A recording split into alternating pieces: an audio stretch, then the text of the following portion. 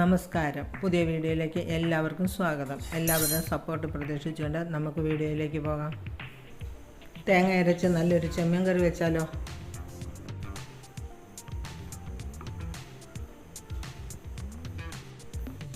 അതിനായിട്ട് ഞാൻ 1/2 കിലോ ചെമ്മീനാണ് എടുത്തിരിക്കുന്നത്.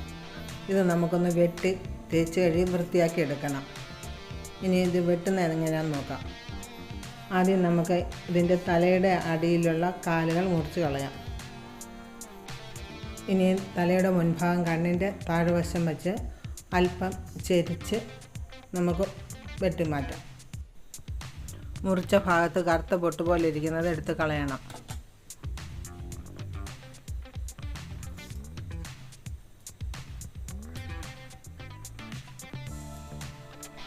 തോട് പൊളിച്ച് കളയാം.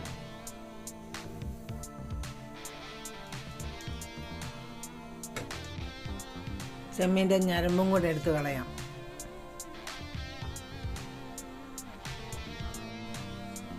കത്തി കൊണ്ട് മുറിച്ചെടുക്കുന്നതിലും വളരെ പെട്ടെന്ന് നമുക്ക് ഇങ്ങനെ ഇതെടുക്കാം.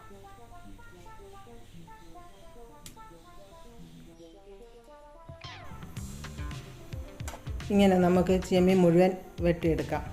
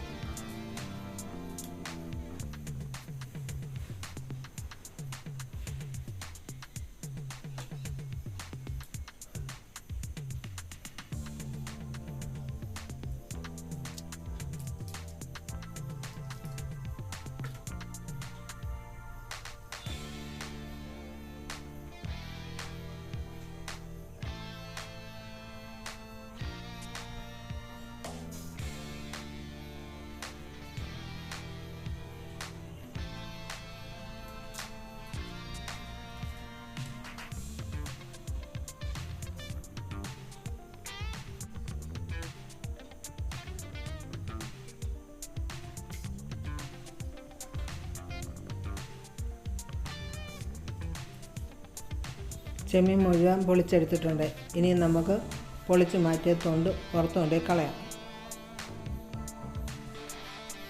ഇനി ഈ ചെമ്മീൻ ഒന്ന് കഴുകി വൃത്തിയാക്കി എടുക്കാം.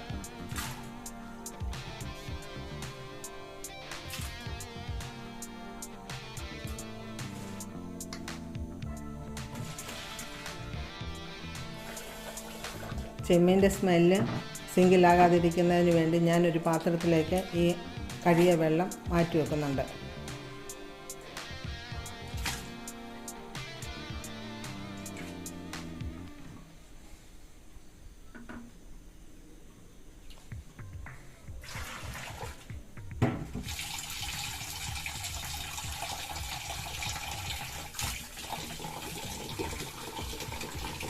നമുക്കിത് അഴുക്കില്ലാതെ നല്ല വെള്ളം തെളിഞ്ഞു വരുന്നിടം വരെ കഴുകിയെടുക്കാം.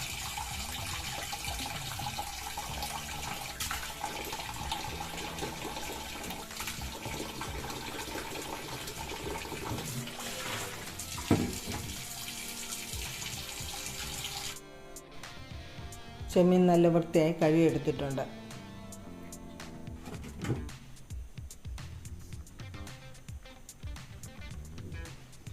ചെമ്മീൻ കഴുകിയ വെള്ളം പുറത്തുകൊണ്ട് കളഞ്ഞിട്ട് പാത്രവും സിങ്കും ഒക്കെ കഴുകി വൃത്തിയാക്കി എടുക്കാം.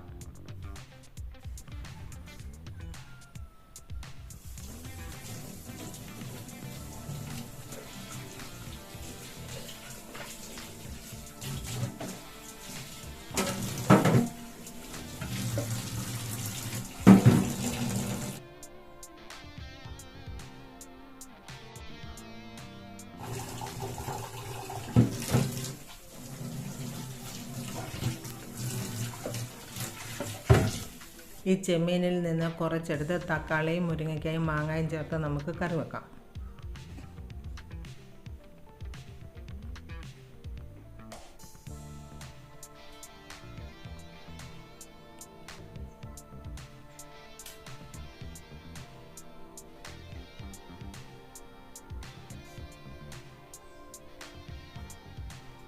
ആദ്യം നമുക്ക് തക്കാളിയും മുരിങ്ങയ്ക്കയും കൂടെ ഒന്ന് വേവിച്ചെടുക്കാം.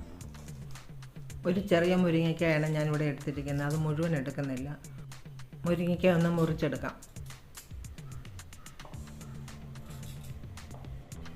എൻ്റെ കയ്യിലൊരു വലിയ തക്കാളി ആയിരുന്നിരുന്നത്, അതിൻ്റെ കുറച്ച് ഭാഗം മുറിച്ചെടുക്കാം.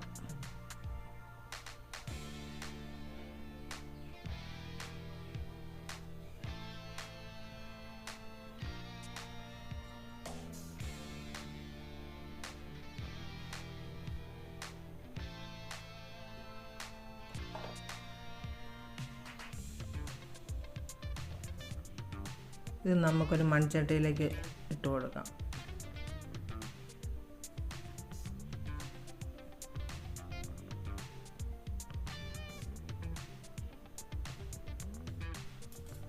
മൂന്ന് പച്ചമുളക് നീളത്തിൽ അരിഞ്ഞ് ചേർക്കുന്നുണ്ട്.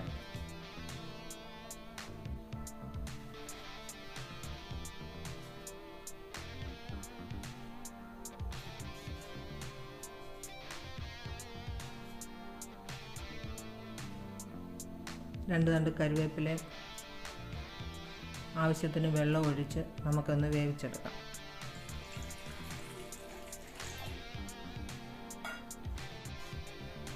ഉപ്പും മഞ്ഞൾപ്പൊടിയും ചേർക്കാതെയാണ് വേവിച്ചെടുക്കുന്നത്.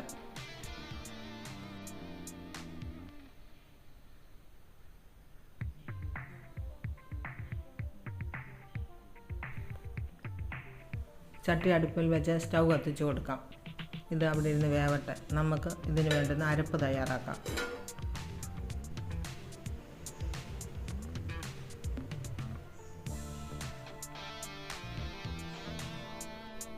ഇതിൽ നിന്ന് അരമുറി തേങ്ങ ചിരണ്ടി എടുക്കാം.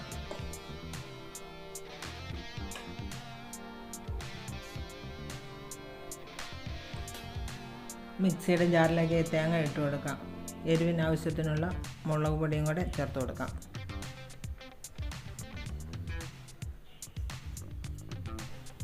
അര ടീസ്പൂൺ മഞ്ഞൾപ്പൊടിയും 1/4 ടേബിൾ സ്പൂൺ മല്ലിപ്പൊടിയും ചേർത്ത് കൊടുക്കുക. ഇതിൻ്റെ കൂടെ ഒരു 5 ചെറിയ ഉള്ളി, ഒരു 4 വെളുത്തുള്ളിയും കൂടെ ചേർത്ത് ആവശ്യത്തിന് വെള്ളം ഒഴിച്ച് നമുക്കൊന്ന് അരച്ചെടുക്കാം.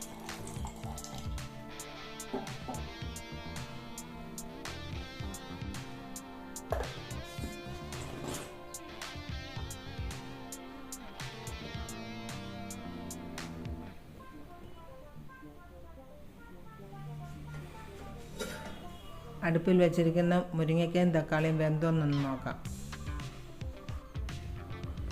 നമുക്ക് മാങ്ങയെന്ന് ചെറിയ കഷ്ണങ്ങളാക്കി എടുക്കാം. ഒരു മാങ്ങ മുഴുവൻ ഞാൻ എടുത്തിട്ടില്ല. അതിട്ട് കൊടുത്ത് അരച്ച് വെച്ചിരിക്കുന്ന അരപ്പും ചേർത്ത് കൊടുക്കാം. ആവശ്യത്തിന് വെള്ളം കൂടെ ചേർത്ത് കൊടുക്കാം. ഇതൊന്ന് നല്ലവണ്ണം ഇളക്കി യോജിപ്പിക്കാം. ഇതിലേക്ക് ആവശ്യത്തിന് ഉപ്പിട്ട് കൊടുക്കാം.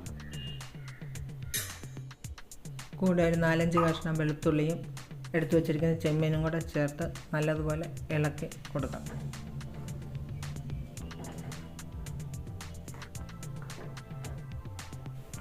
ചട്ടിയൊന്ന് അടച്ച് വെച്ച് വേവിച്ചെടുക്കാം.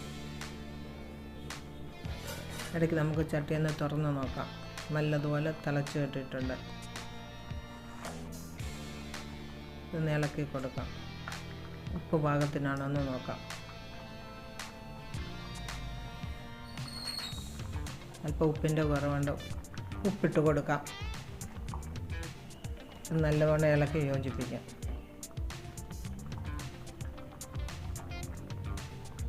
ഉപ്പ് പരുവാണെന്ന് നോക്കാം.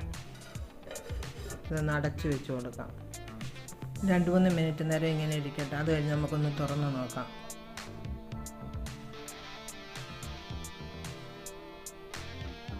ഒന്ന് ഇളക്കി നോക്കാം.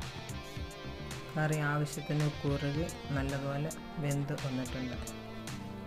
നമുക്ക് അല്പം വെളിച്ചെണ്ണ ചുറ്റിച്ചൊഴിച്ച് കൊടുക്കാം. ഇതിൻ്റെ കൂടെ 2 തണ്ട് കറിവേപ്പിലയും കൂടെ ഇട്ട് കൊടുക്കാം. സ്റ്റൗ ഓഫാക്കാം.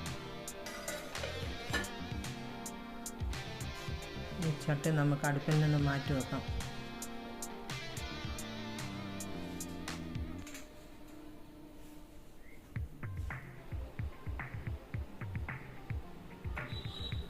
അഞ്ച് മിനിറ്റിന് ശേഷം നമുക്കിതൊന്ന് തുറന്ന് നോക്കാം.